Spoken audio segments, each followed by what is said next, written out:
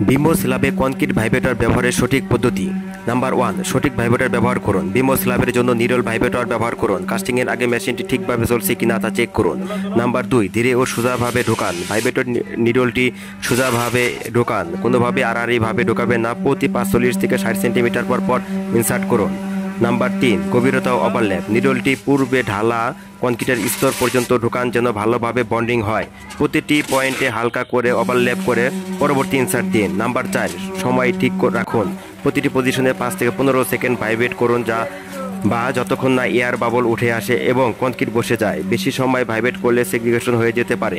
Number 5, junction ও কোনায় বিশেষ যত্ন। বিম, স্ল্যাব সংযোগস্থল, কোনা ও ঘন রডের জায়গায় বেশি মনোযোগ দিন। এসব জায়গায় হানি কম বেশি হয়।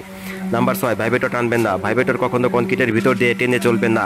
এক পজিশন থেকে তুলুন, তারপর পরবর্তী জায়গায় দিন। নাম্বার 7, নিরাপত্তা মেনে চলুন। ভাইব্রেটর 2 হাতে শক্ত করে ধরুন।